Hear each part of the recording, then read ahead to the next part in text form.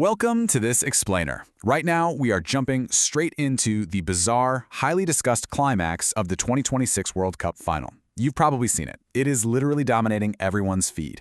Whether you are watching Spain's historic 1-0 extra-time victory over Argentina live, or you just woke up and checked your timeline to a flood of memes, that post-match trophy presentation is all anybody can talk about.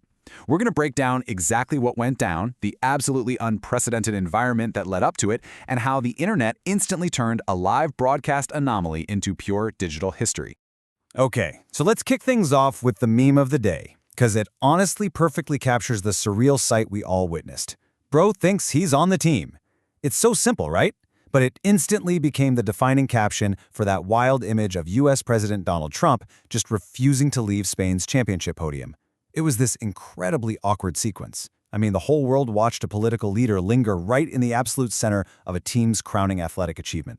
But to really get a grip on the weight of this moment and how it unfolded on live TV, we got to rewind a few hours and look at the crazy atmosphere inside that building. Section 1. Locking down MetLife. The presidential bunker. We really have to contrast the joyous, celebratory, and usually very chaotic nature of a World Cup final with the militarized, extreme security required for this specific visit. The logistics here were just staggering. We're talking a massive FBI presence, actual F-16 fighter jets actively patrolling the airspace above New Jersey, and rooftop snipers securing the perimeter. The president himself had a dramatic arrival via the Marine One helicopter, and because of all these extreme measures, fans were stuck in massive security lines. They were going through full-on TSA-style screenings, which actually pushed the highly anticipated kickoff slightly behind schedule. MetLife wasn't just a stadium on Sunday, you guys. It was a heavily fortified compound. And you can really feel the geopolitical weight in the building when you consider the attendees. Sequestered behind thick, reinforced glass in the luxury suites was a staggering roster of global leaders. You had President Trump sitting right alongside FIFA President Gianni Infantino. Nearby was Spain's King Felipe VI, Canadian Prime Minister Mark Carney, and Mexican President Claudia Sheinbaum. Now, interestingly enough, according to the reports, Argentina's right-wing president Javier Milei actually skipped the event entirely, purely out of superstition. It's just a fascinating concentration of global power, all tucked away from the general crowd. And this totally sets the stage for what was to come when those leaders eventually had to step down onto the pitch.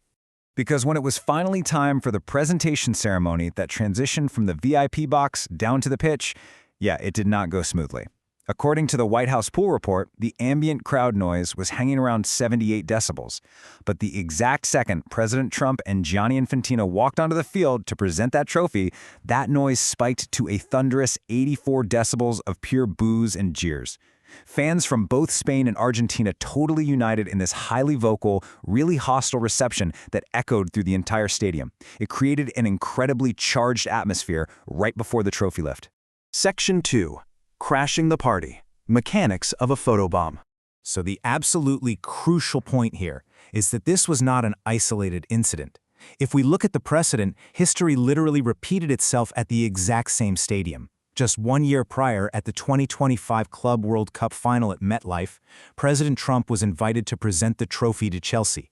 And after handing it over, he just lingered, right on the podium next to Captain Reece James as the team celebrated. The players were visibly confused.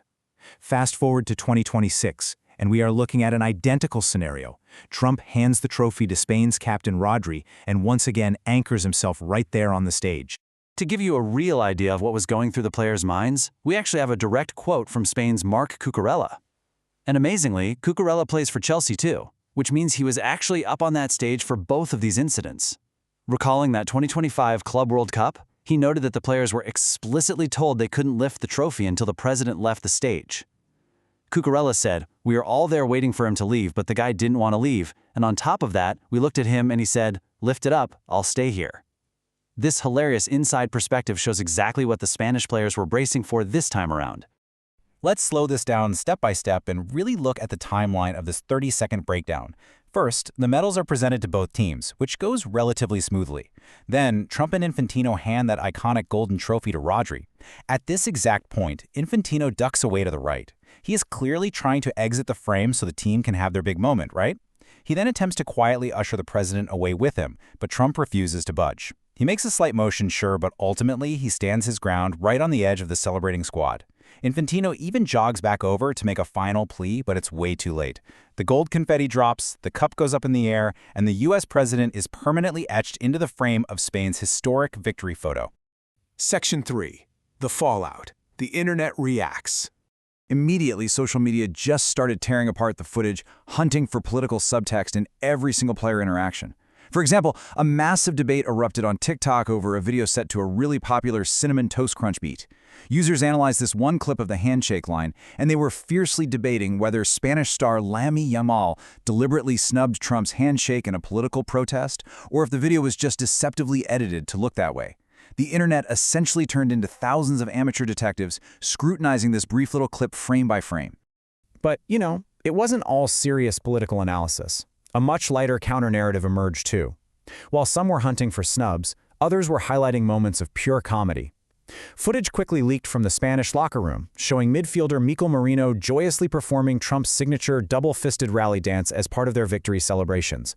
It really showed that while the internet was totally up in arms about the awkwardness of the stage interaction, the players themselves, they were just riding the high of winning the World Cup, having a bit of fun with the sheer weirdness of the whole situation.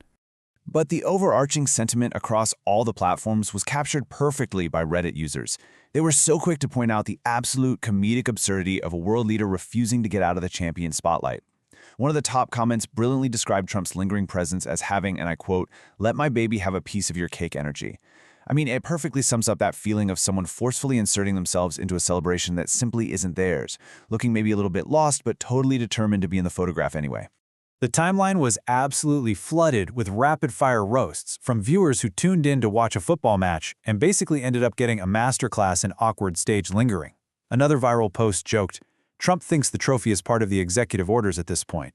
People just couldn't get over the fact that despite this massive, multi-million-dollar stadium, the insanely heavy security, and the global broadcast, the defining image of the night became an octogenarian politician refusing to take a hint and walk down a set of stairs. As we wrap up this explainer, I want to leave you with this thought to consider. We've looked at the intense security, the historical precedent, and obviously the resulting meme explosion. But underneath all the viral TikToks and Reddit jokes, there is a very genuine question here. When the biggest sporting event on Earth, a moment that these players literally spend their entire lives training for, becomes a viral political meme just because a dignitary refuses to step aside, who really owns the moment? Does the history book remember Spain's hard-fought victory, or does it remember the photobomb? Thank you so much for exploring this fascinating digital and cultural moment with me. Until next time, keep questioning what you see on your feed.